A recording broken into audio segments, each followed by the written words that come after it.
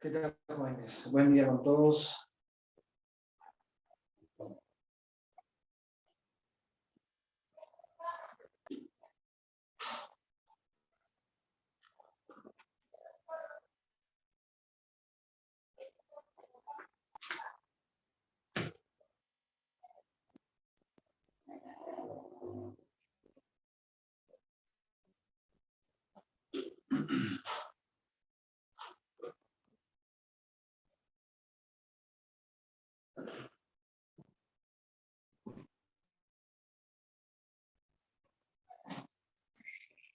A ver, ¿se ve bien la pizarra?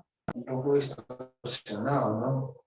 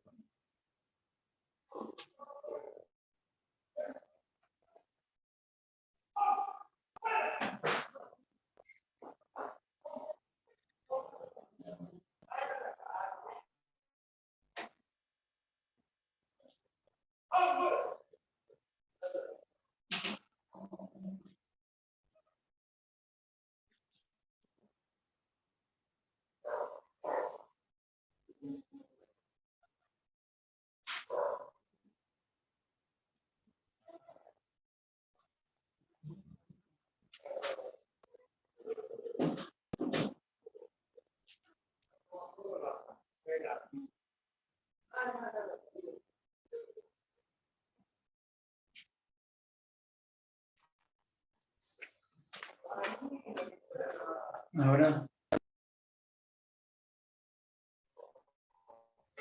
Nada, ¿no? Voy a tener que reiniciar, ¿ya? Sí. Pues, en esta parte de Ecología 2, ustedes tienen que tocar todo lo correspondiente a lo que se conoce como poblaciones, dinámica de poblaciones. Bueno, en este caso, ¿hasta qué parte han revisado ustedes? Me imagino que han visto cadena trófica seguramente. ¿Sí? ¿Han revisado cadena trófica?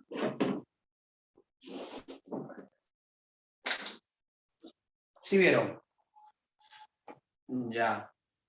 Entonces, en esta parte de ecología, por ejemplo, número 2, nos piden analizar población.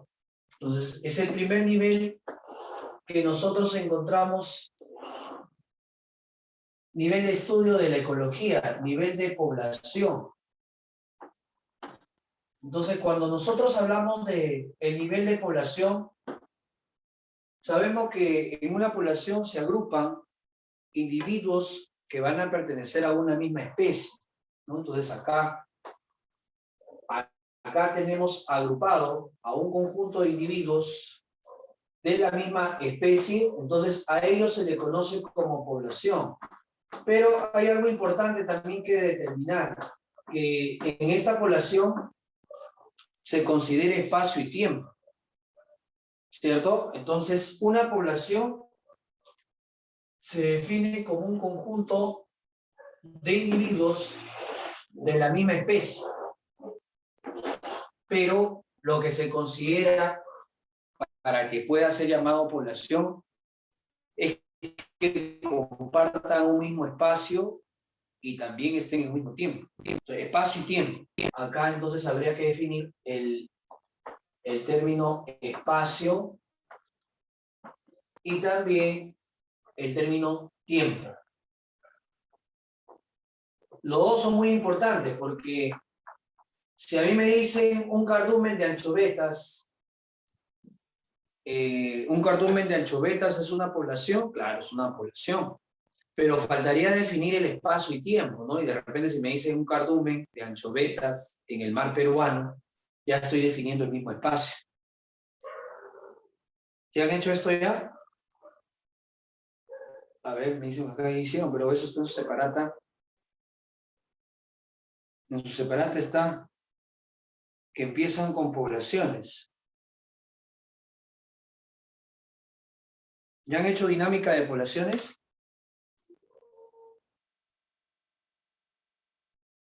¿No han hecho?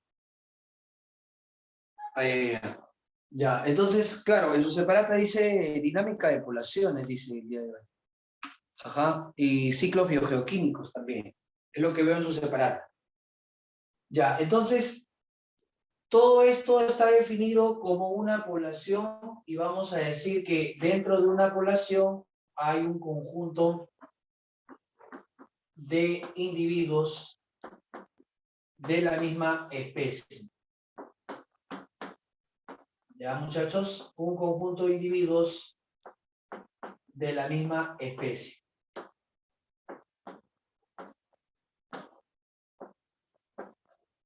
Listo, de la misma especie. Pero tiene que estar ubicado en un espacio y un tiempo definido. ¿Ya? Y si ya tenemos una población, tiene que haber un parámetro para medir el tamaño de una población. ¿Cómo es que la ecología, que es la ciencia que determina la interacción entre seres vivos y ambiente, cómo es que determina que una especie está amenazada y se encuentra a vías de extinción? ¿O cómo es que se determina que una especie se encuentra en situación vulnerable? ¿No? Es otro término, ¿no? Y también se puede indicar que una especie puede estar extinta. Entonces son tres casos distintos, ¿no? Son tres casos distintos. Puede ser que una especie se encuentre en situación vulnerable, puede ser que se encuentre en peligro de extinción, o también podríamos decir, ¿cómo se logra determinar? Muchachos, eso se logra determinar a través de un parámetro.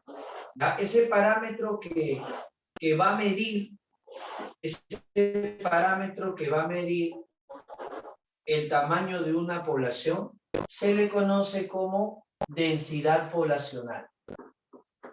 ¿Está bien? Densidad poblacional.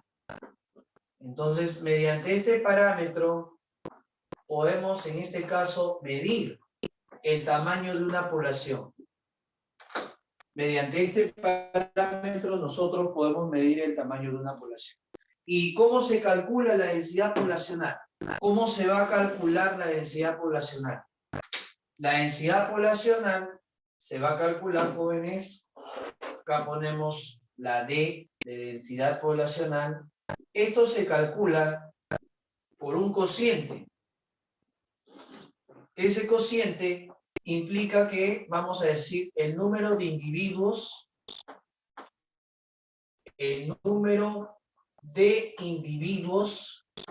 por unidad de espacio. Unidad de espacio. Número de individuos por la unidad de espacio.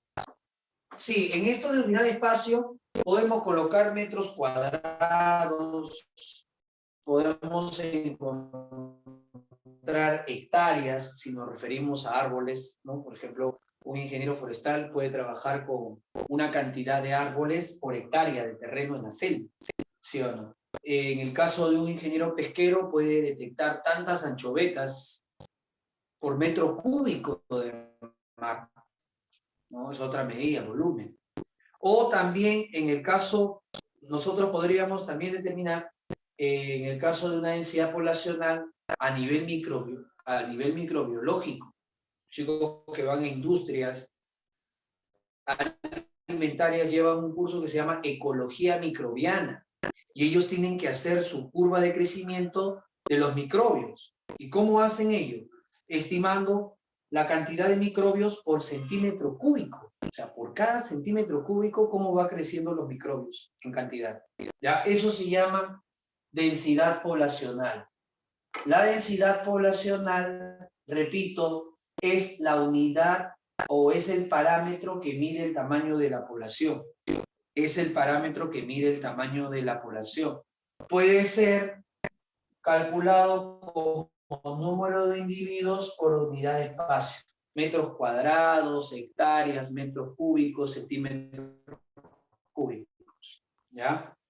Y claro, tiene variables. Acá vamos a encontrar que para estimar esa densidad poblacional, entonces hay una dinámica, ¿no? Una dinámica de poblaciones.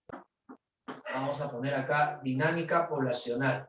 Esa dinámica poblacional determina cómo van a ir creciendo o decreciendo, depende sea el caso, un grupo de individuos. ¿Sí? Esa es dinámica de población. La dinámica poblacional está referida al movimiento que hacen dichos individuos que pertenecen a una población. ¿Está bien? Entonces yo pongo por acá, ponemos por acá, por ejemplo, vamos a poner por acá, el caso de una población, ¿ya? El caso de una población, ahí está, esta es una población, y acá están sus habitantes, ¿no? Ahí está. Entonces, ¿quién puede sumar a que aumente el tamaño poblacional? Los que llegan, por ejemplo, ¿no? Los que llegan, ¿y eso cómo lo llamamos? A eso lo conocemos como la tasa de inmigración. Ahí está la variable I, la tasa de inmigración. La tasa de inmigración permite que la población pueda aumentar. Sí, pueda aumentar. Y si esa es la tasa de inmigración, también podría suceder con los nacimientos. Claro, los nacimientos en esta población permiten que aumente. Entonces estaríamos hablando de otra variable que es la tasa de natalidad. Entonces, la tasa de natalidad y la tasa de inmigración, en este caso, proponen que la población crezca. La población va a crecer. Sin embargo, muchachos, también habrán algunos que se retiren entonces de esta población y entonces ahí hablamos de otra tasa que es la tasa de emigración. ¿Sí? Pero ninguno de ellos son eternos. Así que también podemos encontrar que acá habría una tasa de mortalidad. Estas cuatro variables que estoy colocando acá, I, N, E, M, son las variables que determinan el tamaño de una población. Cada cierto tiempo hay una tasa de inmigración, una tasa de natalidad, una tasa de mortalidad y una tasa de emigración. Entonces, si comparamos todo ello, podemos saber si la población crece o si la población decrece, o podría haber un caso también que se mantenga, ¿no? ¿Cierto? Y hay más, dice, sí, claro, hay otras tasas que también se analizan, por ejemplo, la tasa de fecundidad. La tasa de fecundidad se refiere a cuántos son fértiles, porque tú sabes que en una población puede haber algunos defectos genéticos y puede haber un porcentaje del grupo que sean infértiles, ¿sí o no? Eso se llama tasa de fecundidad.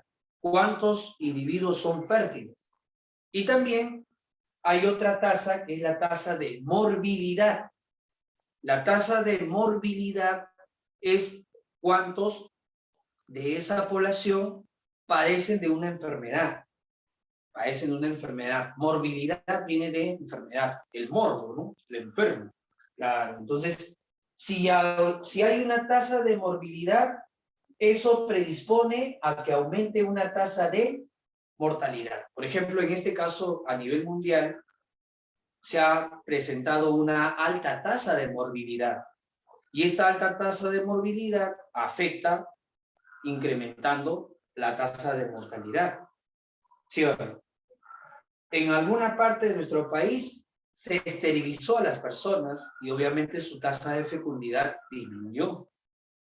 Entonces si disminuye, también sus nacimientos disminuyen. Ya no hay tantos nacimientos. Entonces, sí hay otras tasas, pero estas son las que nosotros debemos recordar para hacer nuestros cálculos, porque puede ser que una pregunta te den valores de E, de M, de N, más I, y tú tengas que estimar si la población está creciendo o decreciendo.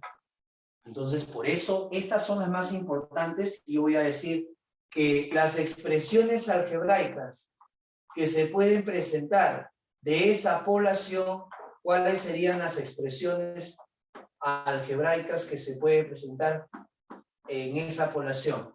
Bueno, las expresiones algebraicas que nosotros podemos encontrar, jóvenes, acá, sería la siguiente, ¿no? Mira, podemos tener tres tipos de relaciones. Mira, acá está.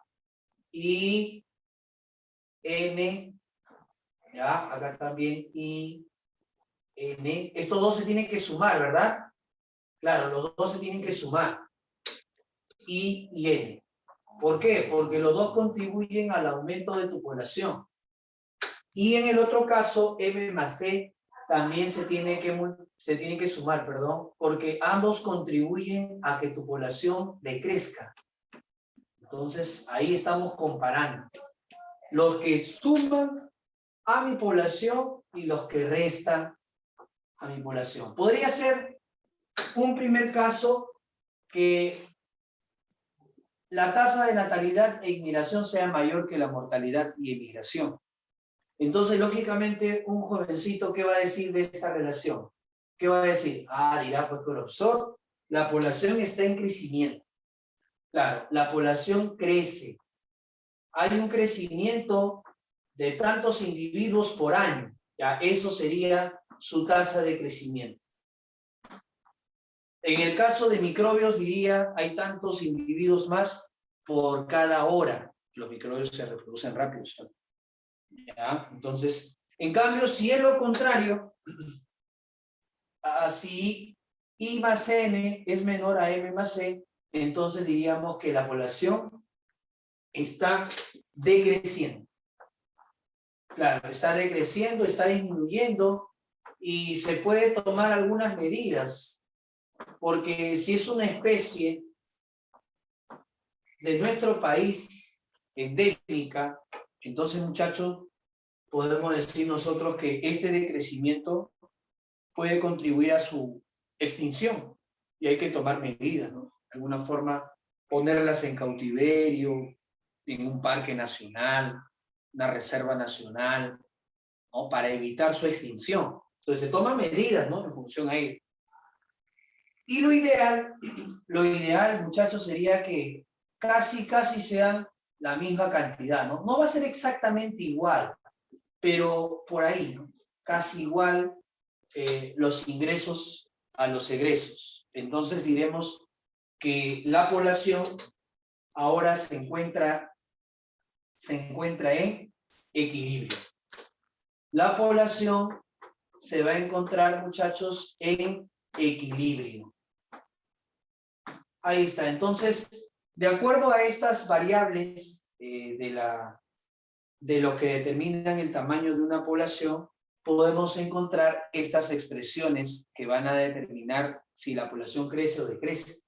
Y en base a ello se toman, ¿qué cosas se toman? Se toman en cuenta las medidas protocolares. Sí, se van a tomar en cuenta las medidas protocolares, ¿no? Para ver qué sucede con esta población. ¿Ya? Muy bien. Algo también importante que nosotros tenemos que recordar de ecología son los modelos.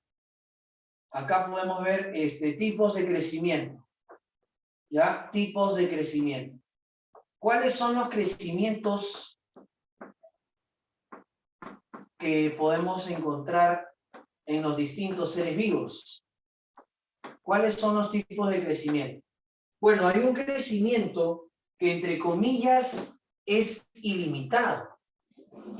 tiene un crecimiento veloz, rápido, ¿no?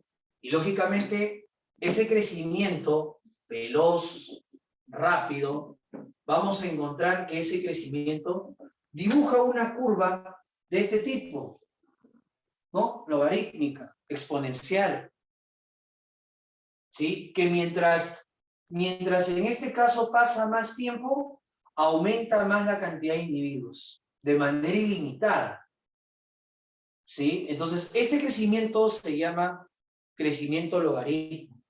También le llaman crecimiento exponencial, ¿ya? ¿Y esto en dónde se puede encontrar? Esto se puede encontrar, por ejemplo, en los microbios como las bacterias. Una bacteria se reproduce asexualmente por bipartición. Ustedes saben que una bacteria duplica su tamaño, se parte en dos, y la gran mayoría de ellas lo hace cada 20 minutos. Entonces, tú imagínate tener 100 bacterias. Claro, lógicamente no hay 100, puede haber, en una pequeña gota pueden haber miles, una gota de agua, ¿no? Entonces, si nosotros contamos esas 1000 bacterias, a los 20 minutos ya no van a ser 1000, ya van a ser 2000. En otros 20 minutos ya no van a ser 2000, van a ser 4000. Y en otros 20 minutos, o sea, al cabo de una hora, serán 8000. ¿Te das cuenta? O sea, su crecimiento es vertiginoso, acelerado. Es por eso que de alguna forma dicen que este crecimiento es ilimitado, ¿ya? Pero no te olvides que para que las bacterias puedan crecer de esa forma, necesitan de un nutriente, ¿no? Un nutriente. Y es lo que se hace en microbiología, ¿no? En microbiología lo que se hace es cultivar a los microbios. Se les prepara un medio de cultivo y entonces se les lleva al microbio para que se nutran de ese medio de cultivo que se ha preparado. Puede ser una gelatina de agar, ¿no? De las algas puede hacerse una gelatina de agar. Me dicen por acá, pero se trabaja con bacterias inofensivas, ¿no? También se trabaja con bacterias patógenas, ¿no?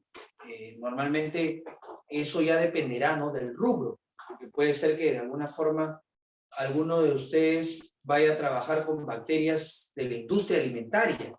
Entonces, lógicamente, ahí van a trabajar con bacterias inofensivas.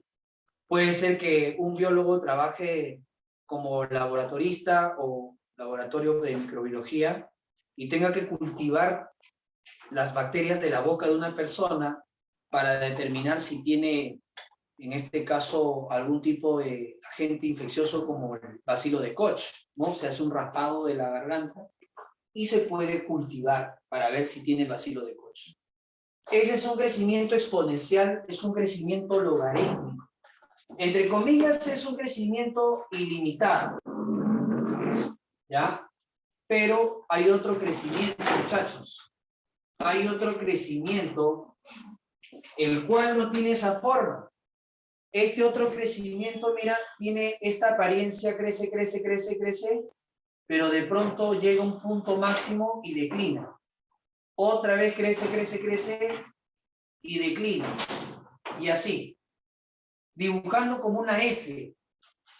Entonces, como justamente parece una S, ¿no? Le llaman el crecimiento sigmoideo. A esto se le conoce, a ellos se le conoce, jóvenes, con el nombre del crecimiento sigmoideo. Ahí está, esto se conoce como el crecimiento sigmoideo. La pregunta es, ¿por qué llegó a un punto de mayor crecimiento y por qué ya no siguió creciendo? ¿Por qué ya no creció más? Es que acá viene una característica peculiar que tú lo debes de conocer, que se llama capacidad de carga. ¿Qué es la capacidad de carga? La capacidad de carga es el aprovechamiento máximo de un recurso. Supongamos que yo tengo una hectárea de terreno en Cajamarca, supongamos. Entonces ahí crece pastos naturales para alimentar las reses. Si yo compro 2 reses, un torito y una vaquita, Entonces, esa parejita va a dejar de ser bien. Y de repente, para el otro año ya no tengo 2, tengo 3. Y de repente, para el otro año ya tengo 4. Y de repente pasan 10 años, ya tengo 20. Me compro otros más, tengo 40. Ellos van a comer el pasto de la hectárea de terreno, pero llega un crecimiento, ya tengo de repente 80. Y los 80 ya no se abastecen con el alimento que está. Entonces, ¿han llegado a qué? Han llegado a su capacidad de carga. Esa hectárea de terreno de pastos naturales solamente me alcanza a tener 80 vaquitas. Yo como ganadero quisiera tener más, pero lógicamente hasta ahí llega mi crecimiento poblacional. Ya no puedo tener más. La idea sería que si yo quiero seguir aumentando mis reses, tendría que comprar más hectáreas de terreno para que puedan alimentar a los animales. Porque cuando llega a ese estado, mi población va a decrecer, a morir. Y de repente ahora disminuyen a 50. Ya no tengo 80, ahora tengo 50.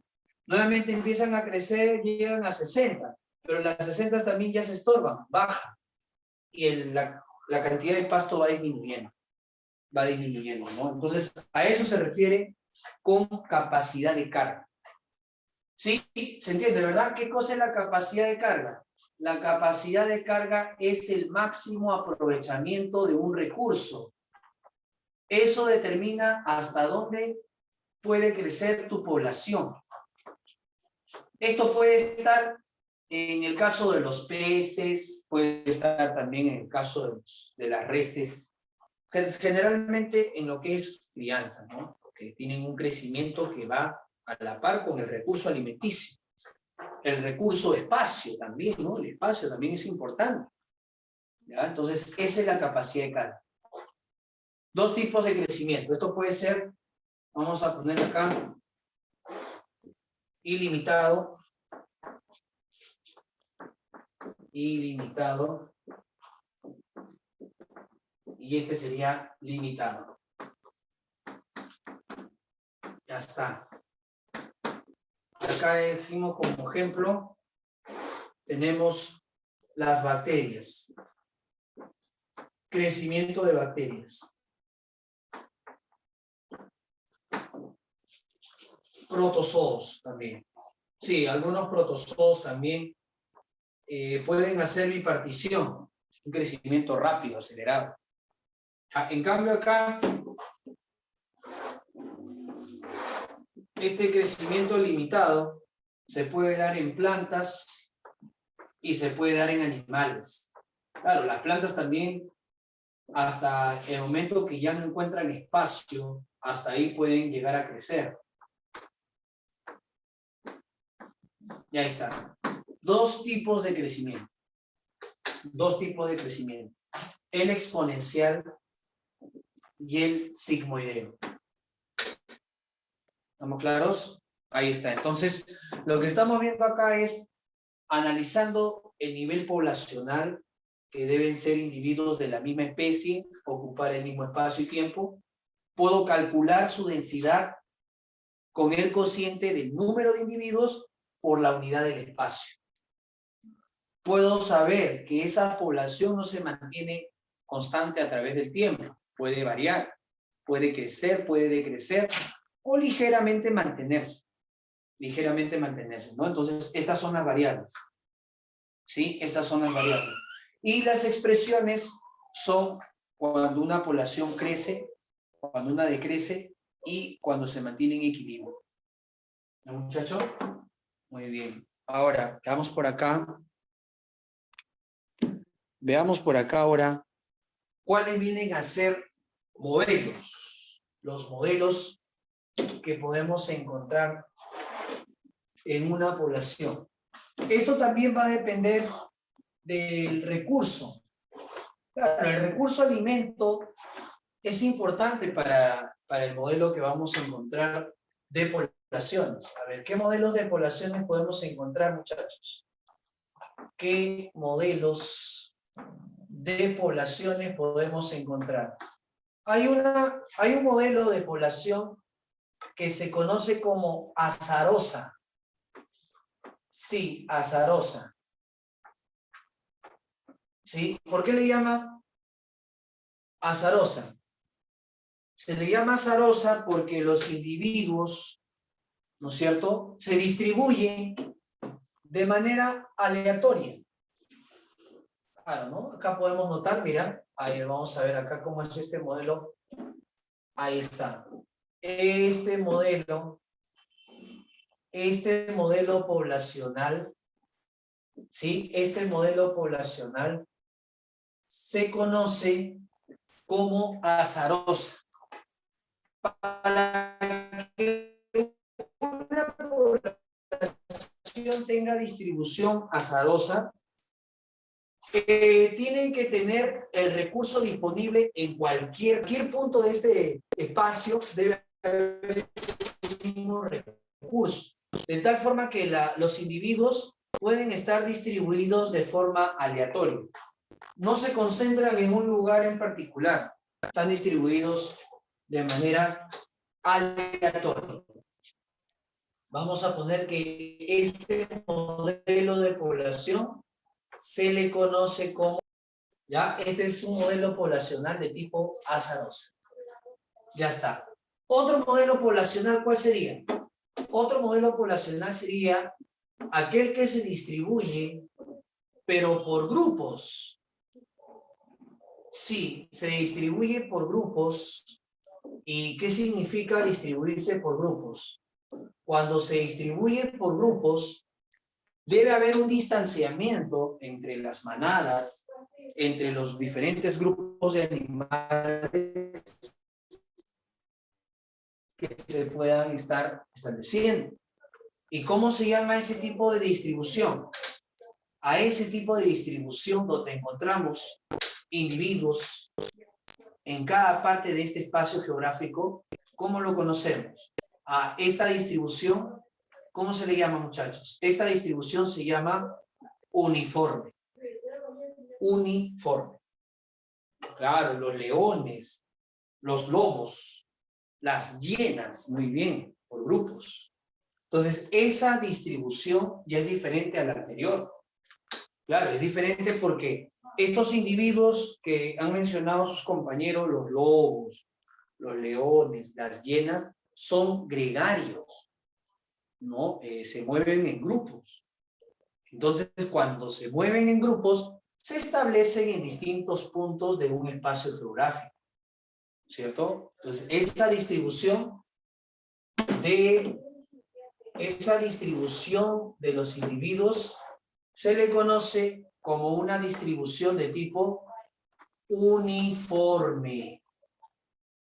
Ya, a ellos se le conoce como una distribución de tipo uniforme. ¿Claro, muchachos? Ese es uniforme. Pero a veces hay otra distribución en la cual el recurso alimento, el recurso espacio de poder habitarlo, se concentra en una zona específica. O sea, quiere decir que no hay la misma oportunidad de recursos en todo el espacio geográfico. Por lo tanto, si no hay la misma oportunidad, en este caso, de recurso en todo el espacio geográfico, vamos a ver que todos se encuentran en un solo punto, miren. Todos están ahí concentrados, miren. ¿Y por qué ahí? ¿Por qué en el resto no? Porque no hay suficiente recurso en las otras partes. Entonces, esta distribución, ¿cómo es? Esta distribución es una distribución agregada. Agregada. Agregada. Esto principalmente se ve en los microbios. Sí, en los microbios. En los microbios se ve. Por ejemplo, cuando tú tienes acá una placa Petri, que es un platito de vidrio circular, ¿no? Es una placa Petri, y pones una sustancia azucarada, en donde está más concentrado el azúcar, ahí las bacterias crecen más. y donde no hay mucho azúcar, crece poquito. Entonces, esa es una distribución agregada. ¿Por qué? Porque está precisamente, en este caso, concentrado para el recurso alimento. Acá me dicen como los pulgones que se concentran en puntos específicos. Claro, los pulgones son plagas de muchos cultivos. Tú vas, por ejemplo, a ingeniería agrónoma, vas a tener que lidiar con estas plagas de los pulgones. Sí, entonces se concentran en puntos específicos del cultivo donde hay más savia. ¿Y dónde es eso? Es en la soja. Ahí, ¿no? También cuando hay sequía, dicen por acá sus compañeros, claro, también, ¿no? Cuando hay sequías, entonces todos van a buscar un recurso donde ha quedado alimento disponible, ¿no? Principalmente para sobrevivir ante ello. Entonces, estos serían los modelos de población.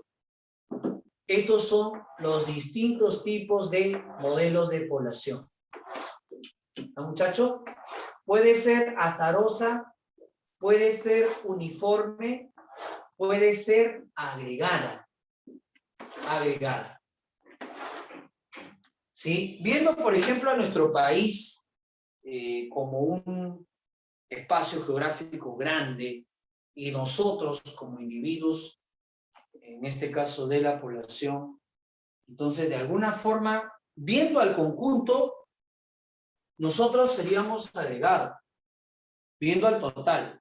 Pero, claro, ¿no? En este caso todos quieren venir a Lima, todos vienen desde lejos, ¿ah? Vienen de lo más lejano de la selva, hasta estudiar a la agraria, ¿no? Para llegar a la selva tiene que ir con avioneta. Yo recuerdo un compañero que para llegar a su casa con avioneta tenías que entrar, ¿no? O sea, era bravo. Desde ahí hasta Lima para estudiar en la Universidad Nacional Agraria de la Moneda. Entonces, lógicamente, desde lugares más recónditos del Perú viene a Lima. Entonces, todo está concentrado, ¿no? Entonces, por eso, de alguna forma, muchachos, viendo desde un nivel macro, somos agregados. Porque, no precisamente porque haya más recurso alimenticio, ¿no? Ya esto pasa por otras importancias, porque si nosotros decimos, ¿dónde hay más recurso alimenticio? Es en la selva. Claro, ¿no? En la selva hay mayor recurso alimento. Vegetales, animales, ¿no? Distintos, ¿no? Para poder, incluso animales exóticos. Pero desde el punto de vista, analizando solamente Lima, somos uniformes. O sea, analizando solo Lima, somos una población uniforme. Y analizando el Perú, somos agregados. ¿Te das cuenta de la diferencia, verdad? Claro, porque tú llegas a Lima y te vas a la esquina, hay gente. Te vas al otro lado, hay gente. Entonces, estamos de manera uniforme. Pero viendo desde el punto de vista del Perú, no Lima, no todo el país, entonces somos agregados porque la mayor población se concentra acá en Lima. ¿Ya? Claro, uniforme. Sí, somos uniformes porque en cualquier punto de Lima vas a encontrar gente. Ándate a cualquier cerrito, hay personas. Ándate a cualquier cerca al mar, hay personas. Callados, Ríos, hay gente. Entonces, cualquier punto está con personas. Es uniforme. Solamente tomando en cuenta de Lima.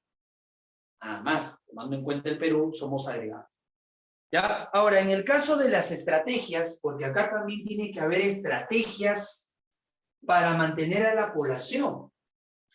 Claro, pues cada población tiene que luchar con su tasa de mortalidad. Y ante esa tasa de mortalidad tiene que haber estrategias. Así es, jóvenes. Estrategias. Entonces, para mantener nosotros una población, no solamente es la tasa de natalidad, no solamente es la tasa de mortalidad. Así que una estrategia para crecer, imagínate en ratones. ¿Cuántos ratones estarán muriendo al día? A ver, imagínate ser un ratón. ¿No? Ser un ratón. A ver, un gato es un depredador. ¿cierto? Ya está. En casa el gato ya es un depredador. En el mismo desierto costero pueden haber en este caso alguna ave que se coma los ratones en la noche, las lechuzas. ¿Sí o no? Ahora imagínate en el caso de un lugar selvático. Vienen las serpientes y se comen. O sea, mira cuántos depredadores tienen los ratones.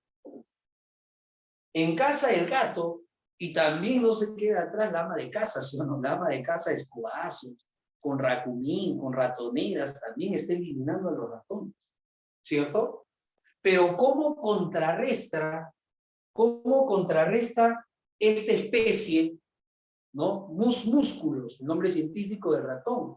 Musculus, ese es su nombre científico. ¿Cómo contrarresta esta especie su alta tasa de mortalidad? Lógicamente, con muchos descendientes. Esa es una estrategia de crecimiento. La estrategia de crecimiento puede ser de tipo R. Y esta estrategia de crecimiento R es el aumento, el alto número de descendientes. Es una estrategia, el alto número de descendientes. ¿Cuántos ratoncitos puede dar una hembra? Alrededor de 10. 10. ¿Y cuánto dura su gestación? 21 días. Entonces, esa es una estrategia. ¿Te das cuenta? Alto número de descendientes. Así como mueren muchos, ¿por qué no se extinguen los ratones? ¿No? Tú no quisiera que se eliminen, profe, los ratones. No. Los ratones cumplen un papel importante en las cadenas tróficas. Así que ellos no van a desaparecer porque tienen una estrategia reproductiva. Y esa estrategia es alto número de descendientes. Se llama estrategia R. No solamente lo tienen los ratones, también lo tienen las plantas. Por ejemplo, ustedes saben que en la ecorregión de la Puna hay una planta emblemática de nuestro país que se conoce como la puya de Raimondi, ¿cierto? Claro, la puya de Raimondi. Claro, acá también me dicen sobre las fresas, ¿no? Sí, también en el caso de las fresas hay este crecimiento en plantas, ¿no? Claro. Pero en el caso de la puya de Raimondi se tarda 100 años. O sea, es una planta que para formar flores y fruto se demora 100 años. Imagínate una planta que en 100 años va a dejar descendientes. Pero esos descendientes superan los 4.000. Entonces, de alguna forma, ese alto número de descendientes contrarresta que la puya se demore tanto en dejar descendientes. Es una estrategia R. Entonces, cuando a ti te menciones de una estrategia que es dar muchos descendientes, entonces esa estrategia se llama R. Alto número de descendientes. ¿Ya? Eso contrarresta su mortalidad. Es una estrategia llamada R. En cambio, hay otra estrategia. Vamos a poner acá. Esto de acá, ¿quién se puede presentar? Por ejemplo, se presenta en ratones.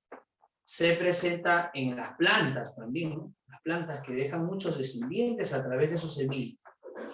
Plantas como la puya de Raimondi, las fresas también, ¿no? Ahí está. Pero hay otra estrategia,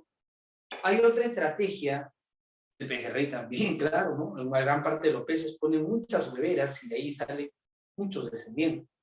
Pero en el caso de otra estrategia, le llaman la estrategia K. Y la estrategia K ya es distinta, no tiene que ver con el número de descendientes. No, acá tiene que ver con la viabilidad del descendiente. Tiene mayor viabilidad. Las ballenas, por ejemplo, ¿cuánto dura la gestación de una ballena? ¿Tienes idea o no? Una ballena, ¿cuánto dura su gestación?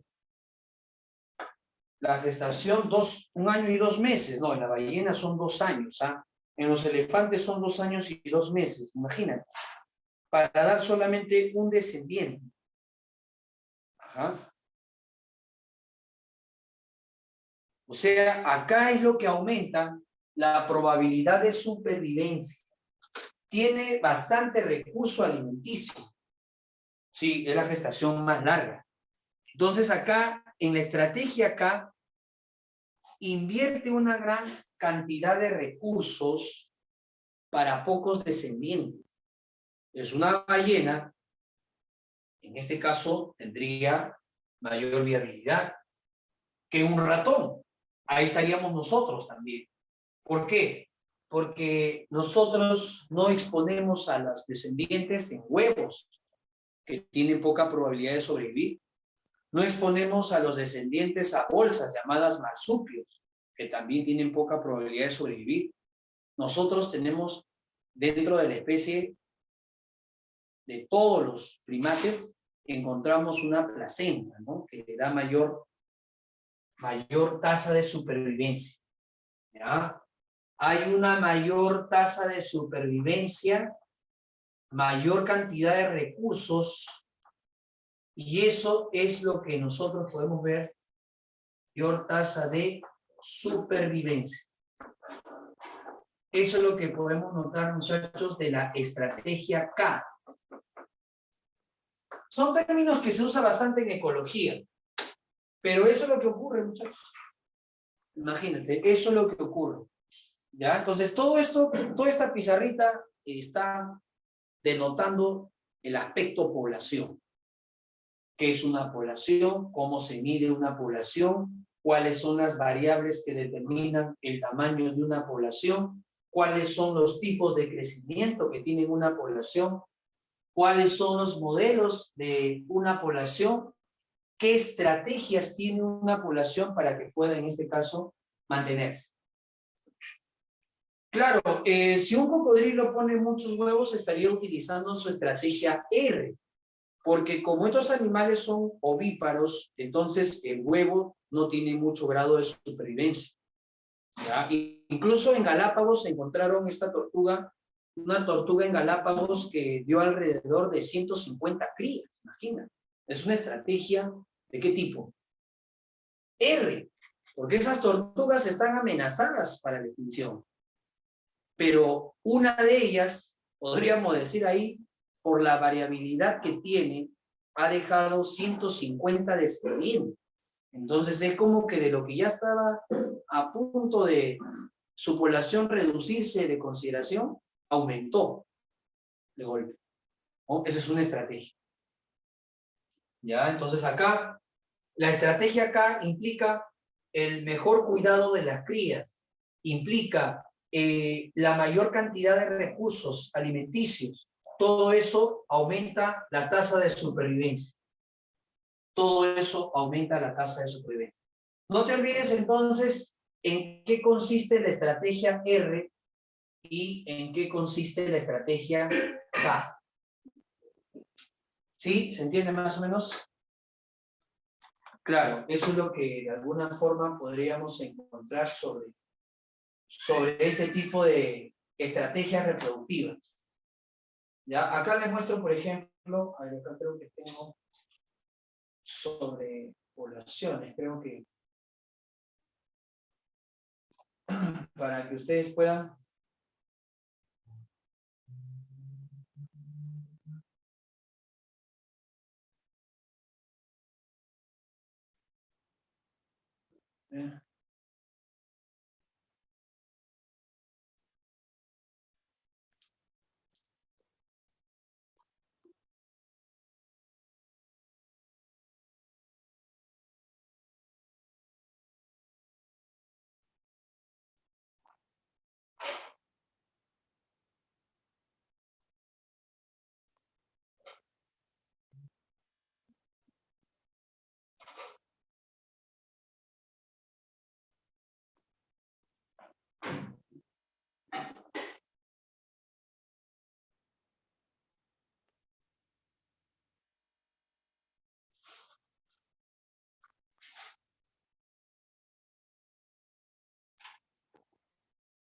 ya, entonces, bueno, eso sería con respecto a lo que estamos viendo acerca de la población.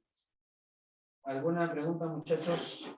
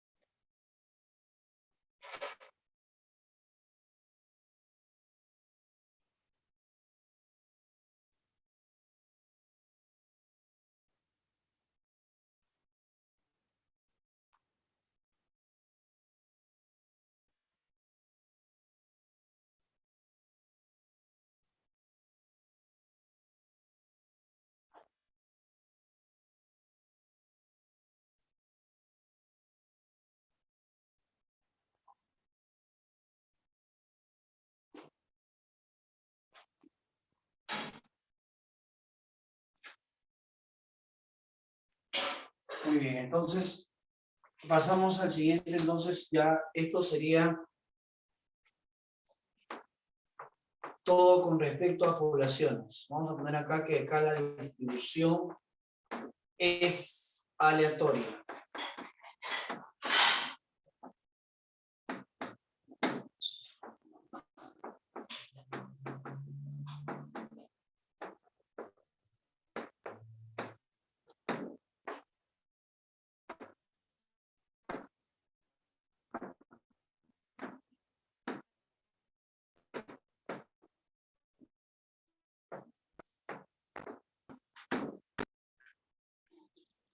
Bien, borramos entonces esta parte.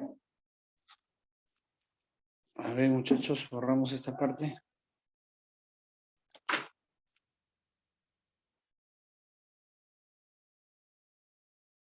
Para ver ciclos biogeoquímicos. Sí, no hay preguntas entonces sobre población.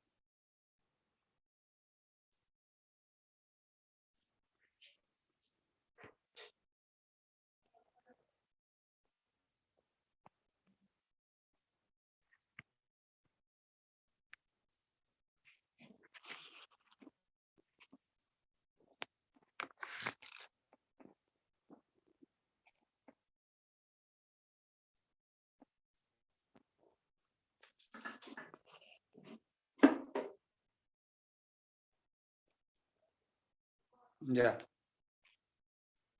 A ver, vamos a ver, ciclos biogeoquímicos. ¿Cómo es el ciclo del carbono? ¿Cómo es el ciclo del fósforo? ¿Cómo es el ciclo del nitrógeno? A ver, me foto esto.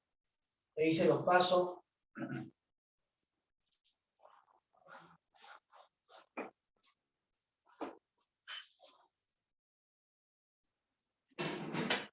A ver, ponemos acá entonces, chicos, ciclos biogeoquímicos. Ya, vamos a poner acá.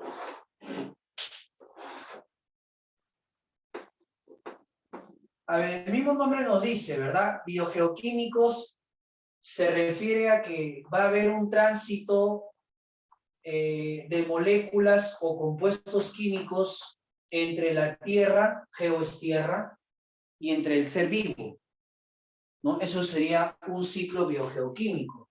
El tránsito, el movimiento de moléculas de un ser vivo hacia la tierra. Y precisamente, ¿para qué se dan estos ciclos biogeoquímicos? Ustedes han revisado respecto a la pirámide trófica. Y cuando han revisado la pirámide trófica, han hablado, muchachos, de que la energía no se recicla. Pero lo que sí se puede reciclar es la materia. Entonces ustedes han visto que la energía no se recicla, pero la materia sí. ¿Y cuáles son los elementos que conforman la materia viva? O sea, ¿cuáles son los elementos que conforman la mayor cantidad de la materia viva? ¿Lo vieron? El carbono, el hidrógeno, el oxígeno, el nitrógeno, el fósforo, el azufre. ¿No? El CHOMS. Fue preguntado hace mucho tiempo en examen, ¿no? Entonces, esos elementos se reciclan.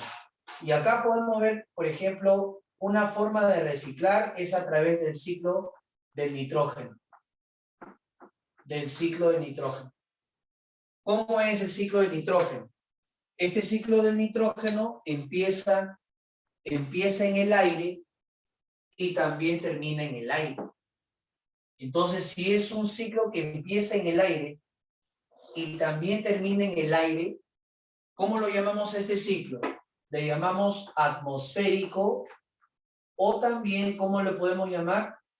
Aparte de atmosférico, lo podemos llamar gaseoso. Es un ciclo atmosférico o también le pueden llamar gaseoso. ¿Ya? Por química sabemos que el gas más abundante en la atmósfera,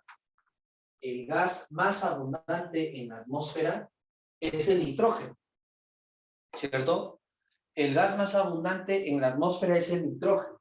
Si el nitrógeno es el gas más abundante en la atmósfera, ¿para qué es importante el nitrógeno? Bueno, todos recordamos que el nitrógeno es importante para formar las proteínas. Todas las proteínas contienen nitrógeno. No solamente las proteínas, sino también los ácidos nucleicos. Pero lamentablemente, muchachos, las plantas no pueden tomar ese nitrógeno. Las plantas no pueden asimilar ese nitrógeno. ¿Por qué? ¿Por qué no pueden asimilar ese nitrógeno? Porque no está en su forma iónica. Sí, la planta no puede tomar ese nitrógeno porque no está en su forma iónica. Entonces, ¿quién podría convertirlo en una forma iónica? Acá necesita de la participación de bacterias. Y hay unas bacterias, que seguramente ustedes lo recuerdan, que habitan en las raíces de las plantas. ¿Recuerdan cómo se llaman estas bacterias que habitan en las raíces de las plantas y que se encargan de fijar ese nitrógeno atmosférico? ¿Cómo se le conoce, jovencitos, a estas bacterias que se encargan del proceso de la fijación del nitrógeno atmosférico? Bueno, una de esas bacterias, porque no es una, son varias. Incluso no solamente hay bacterias, sino también hay cianobacterias. Claro, esto lo hacen de las plantas leguminosas, pero ¿cómo se llaman esas bacterias? ¿Cómo se le conoce, muchachos, a esas bacterias? A esas bacterias se le llama Rhizobium. Ajá. Las bacterias que están acá de color moradito se le llama bacteria Rhizobium. ¿Y por qué se le llama Rhizobium? Porque rizo es raíz, bio es vida. Viven en las raíces de las leguminosas. ¿Quiénes son las leguminosas? La alfalfa, el payá, la arvejita. Entonces, esas bacterias habitan en las raíces formando nódulos, pequeños bultitos. Y esas Rhizobium convierten el nitrógeno, adivinen qué lo convierte. Estas bacterias Rhizobium, muchachos, estas bacterias Rhizobium convierten el nitrógeno en amoníaco. Entonces, ¿qué han hecho con el nitrógeno? Lo han reducido. Esto es una reducción. Y ese es el primer paso del ciclo de nitrógeno, que se llama fijación. La fijación del nitrógeno, vamos a ver que estoy colocándolo como el primer paso del ciclo de nitrógeno. Las plantas no pueden asimilar el nitrógeno gaseoso, así que necesitan de la participación de bacterias, y una de esas bacterias son aquellas que habitan en las raíces de las leguminosas, convirtiendo el nitrógeno en amoníaco. Y eso se llama fijación del nitrógeno. Esa es la fijación del nitrógeno. Hay otras que son cianobacterias, cianofitas, que no habitan en las raíces, están en el suelo. Por ejemplo, ahí tenemos a Nostoc. Nostoc es una cianobacteria que también fija nitrógeno, pero para el suelo. No se lo entrega a ninguna planta, se lo entrega al suelo. ¿Ya? Pero ¿qué pasa con ese amoníaco? Ese amoníaco puede sufrir un proceso de oxidación. Y estas bacterias que oxidan este compuesto inorgánico para obtener su energía son bacterias quimiolitótrofas. Claro, ahí está, por ahí han mencionado otra especie que es Anabaena. Claro, no solamente lo hace Rhizobium. Ahí está, mi compañero dice, profe, Rhizobium es una que habita en la raíz, pero también tenemos una cianofita del género Nostoc, ese es el cuyuro. Y tenemos otra cianofita que es del género Anabaena. Ellas también fijan nitrógeno, pero, repito, no están asociados a plantas, como lo está aquí, como lo está la Rhizobium. ¿Entendido? Sí. Pero después que han formado amoníaco, si a ti te preguntan en qué consiste la fijación del nitrógeno, tú simplemente dices que la fijación del nitrógeno consiste en que el N2 gaseoso se convierte en amoníaco. Eso es fijación del nitrógeno. Lo hacen Rhizobium, Nostoc, Anabaena. Pero después ese amoníaco se puede oxidar, y se puede oxidar hasta convertirse en ¿qué? Nitrito. Y puede oxidarse aún más hasta convertirse en ¿qué? Nitrato. Mira, nitrito y luego hasta nitrato. Esto ya no lo hace Rhizobium. No, esto ya no lo hace Rhizobium.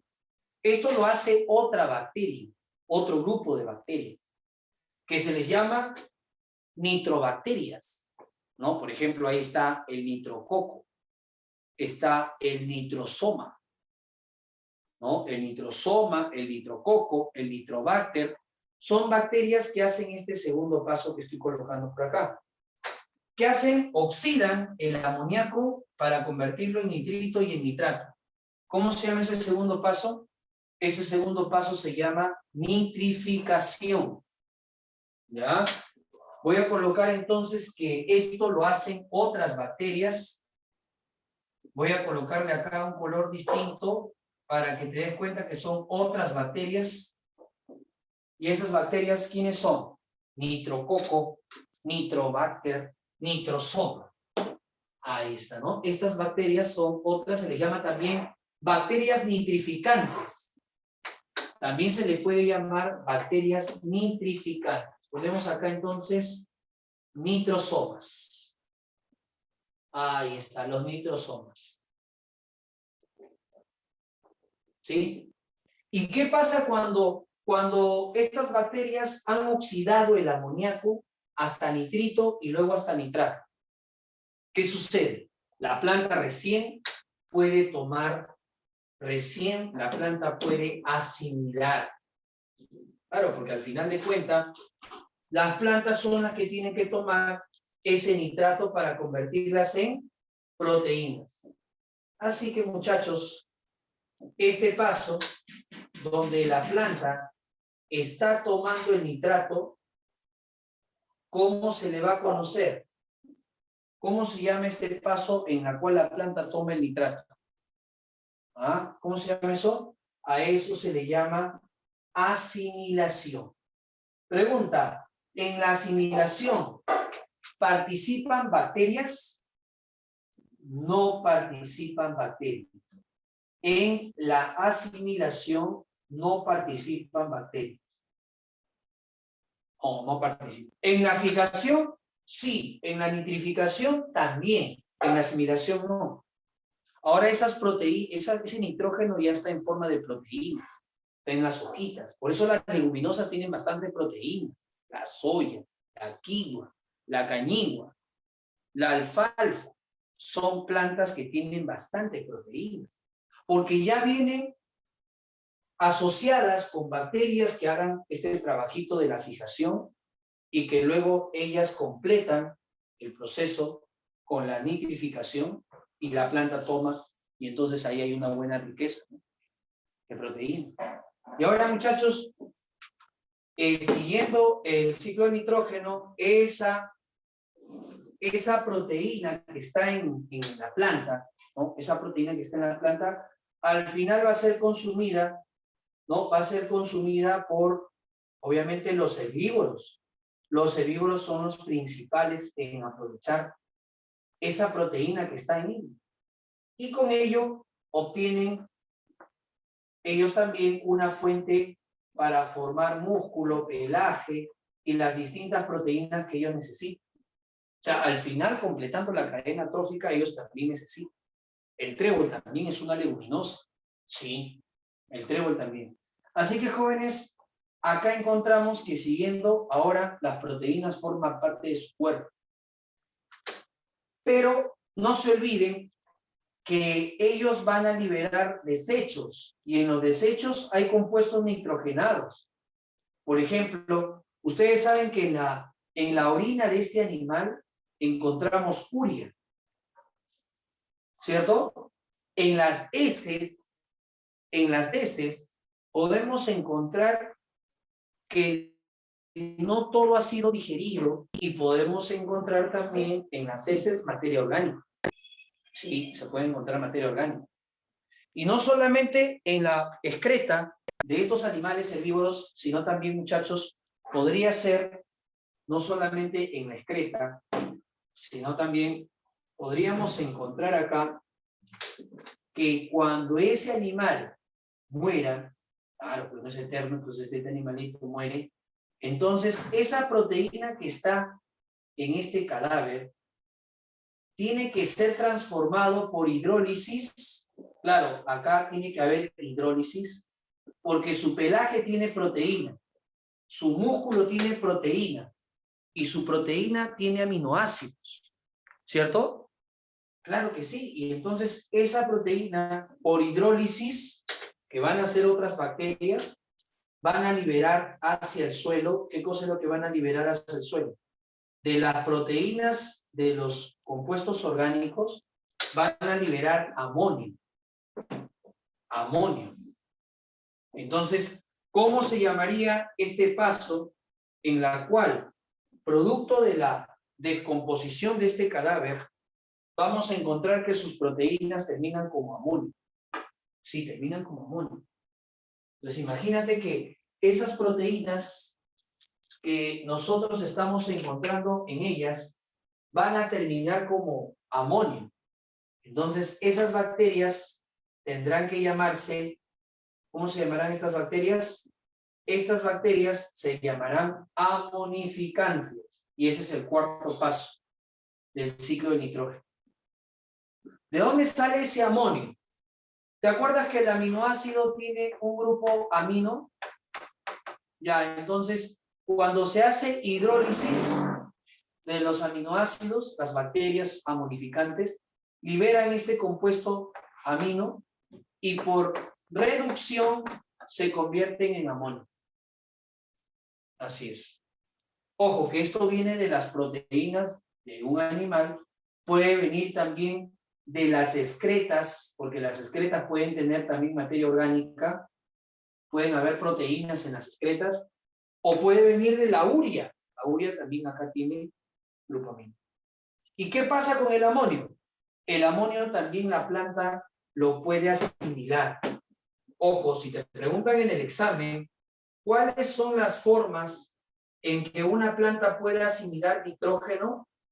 Las formas en que una planta puede asimilar nitrógeno es como nitrato y también es como amonio. Solamente en esas dos formas la planta puede asimilar el nitrógeno para formar proteínas. No hay otra. No hay otra forma. Y eso lo hacen las bacterias amonificantes. ¿Quién podría ser un ejemplo de estas bacterias amonificantes? A ver, si quieren acá colocar un ejemplo, podríamos citar a una bacteria amonificante. Ahí está, podemos poner, chicos, a la bacteria Acetobacter. Acetobacter. ¿Ya? ¿Qué cosa es Acetobacter?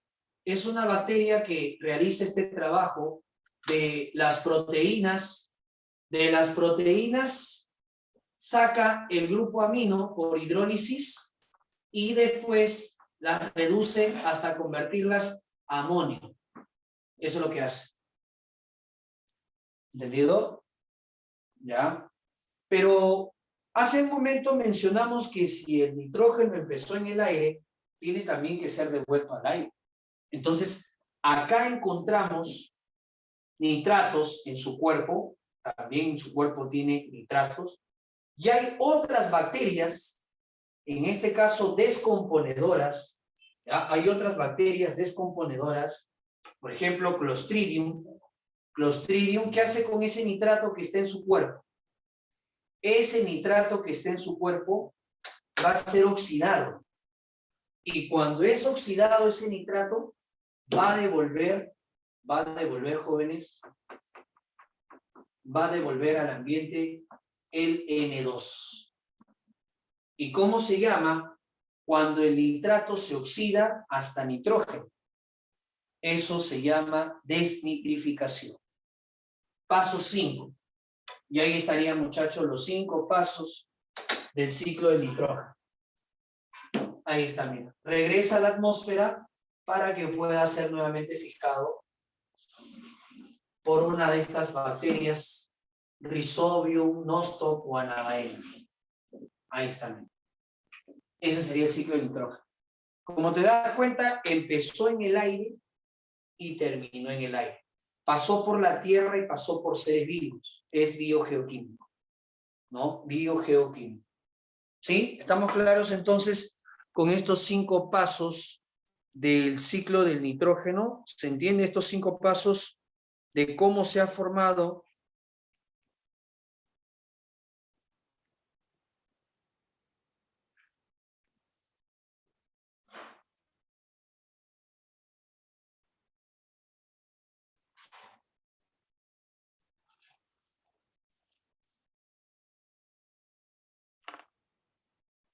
¿Sí? Ya, entonces acá ponemos los pasos, entonces, ¿sí? Vamos a colocar acá los pasos.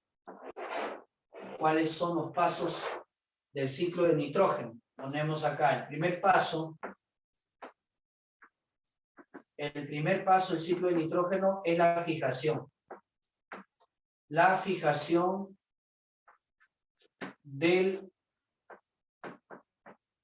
N2, nitrógeno atmosférico.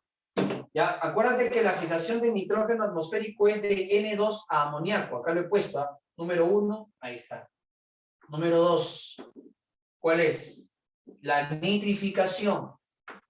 Esto se da por bacterias quimiolitótrofas que oxidan el amoníaco primero hasta nitrito y después hasta nitrato. Ahí está la reacción.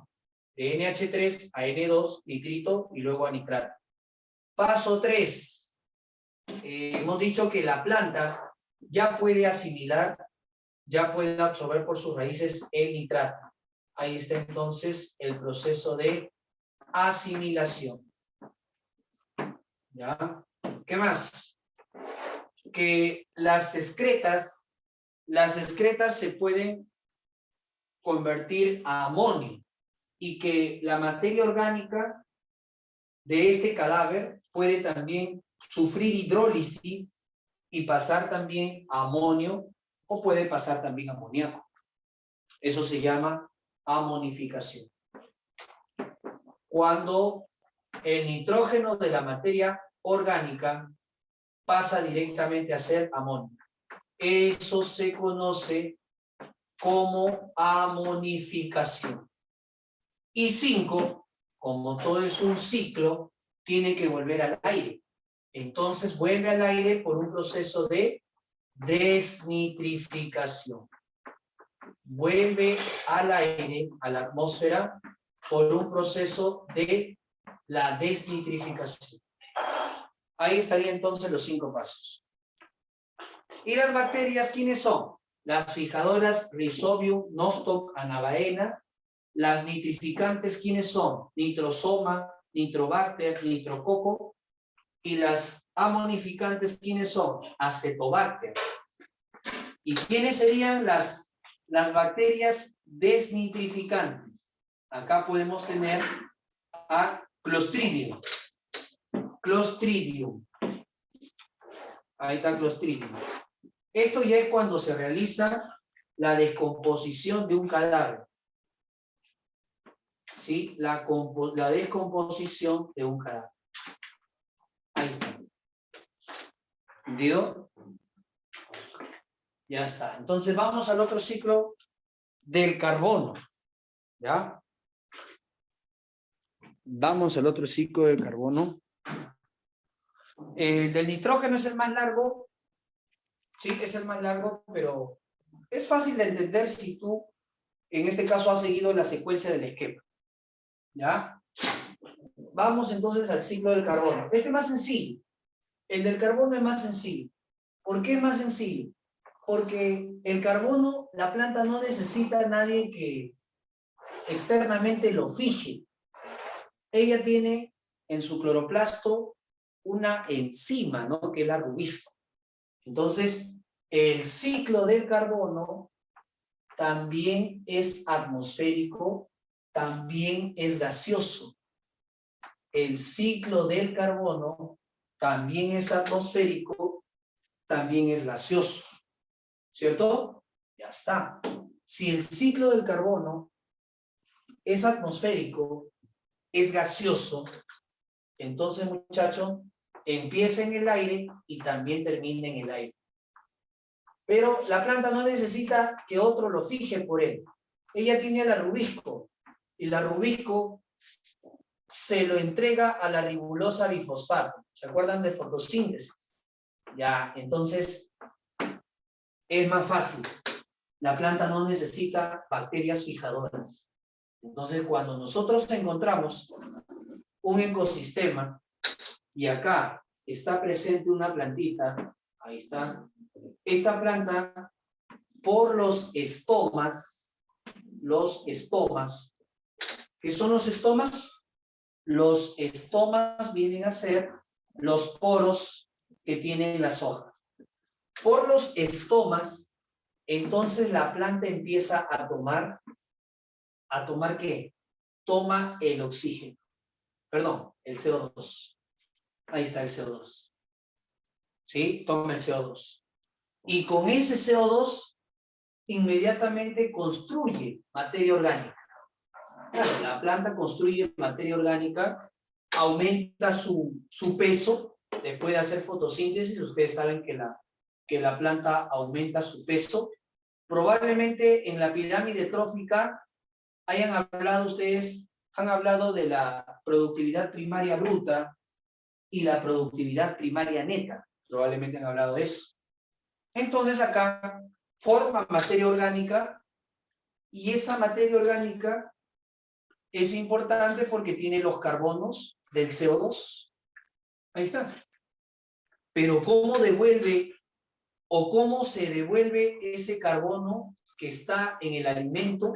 ¿Cómo se devuelve, muchachos, ese carbono nuevamente al ambiente? Eso se hace a través de otro proceso que ya no es la fotosíntesis. O sea, si acá yo le pongo a él número 1 y le pongo fotosíntesis, ¿cómo se devuelve el carbono a la atmósfera? ¿Cómo se devuelve?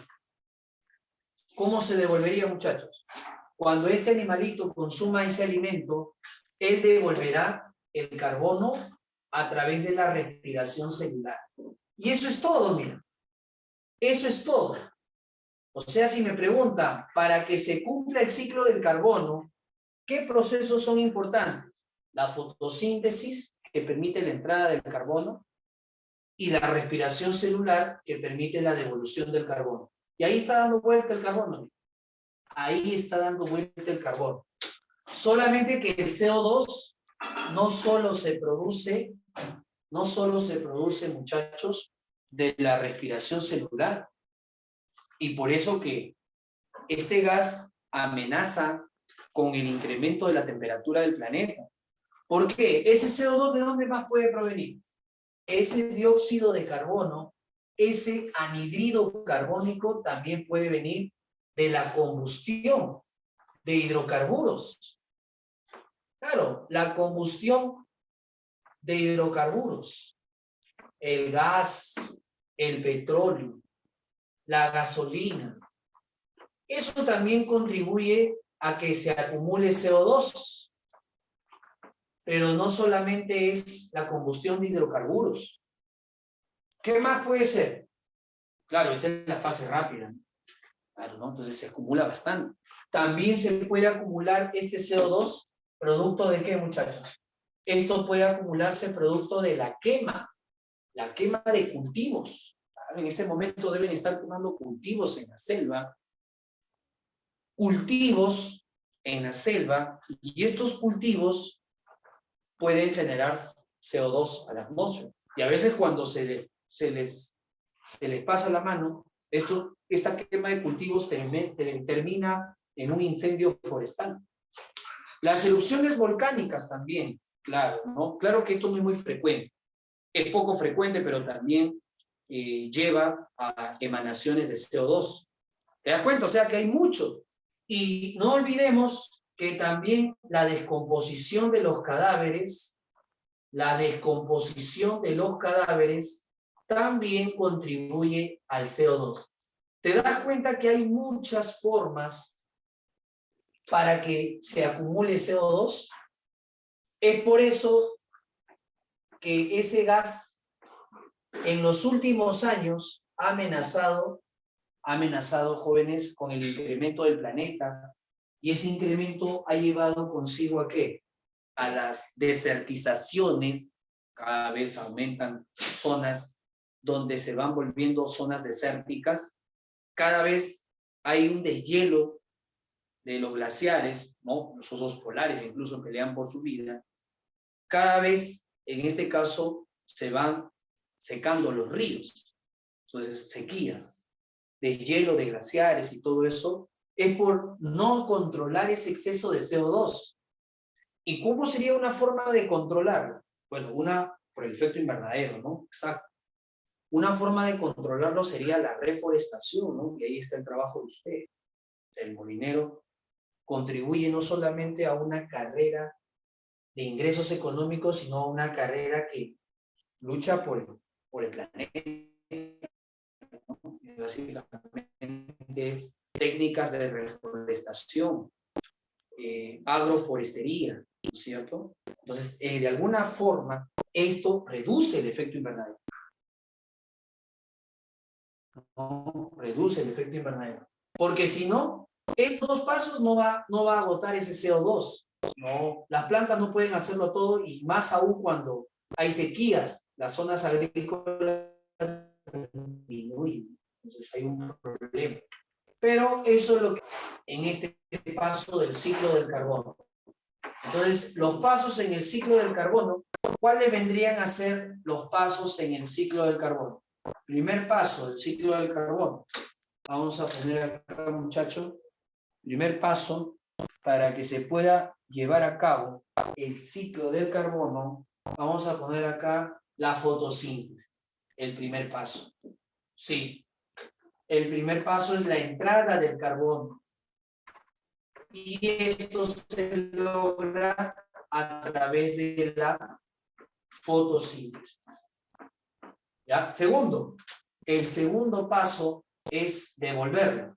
El segundo paso es la respiración celular.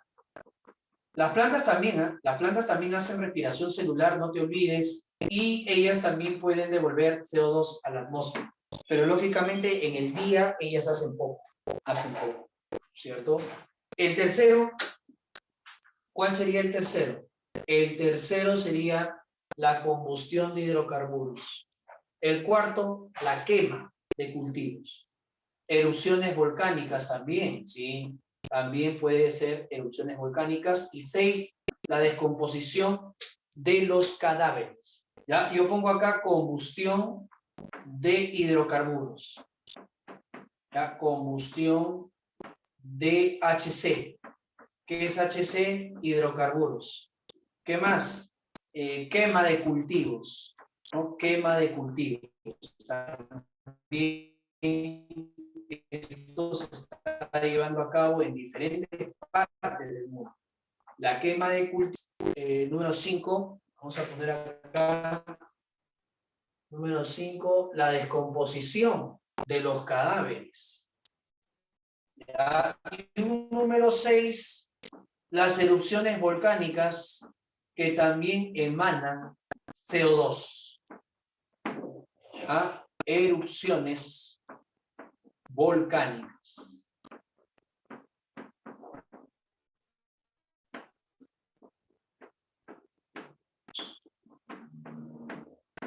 Ahí está.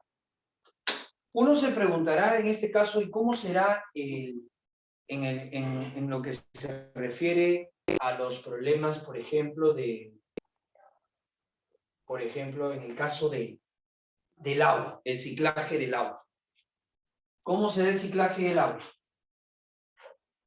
El ciclaje del agua es, por ejemplo, en el caso de lo que nosotros llamamos el ciclo del agua, contribuye al ciclo del hidrógeno y al ciclo del oxígeno. Claro, por ejemplo, el hidrógeno y el oxígeno, ¿cómo se reciclan? Se reciclan a través del agua. Entonces ustedes saben que en los océanos el vapor, por la temperatura del agua, el vapor forma nubes, ¿no?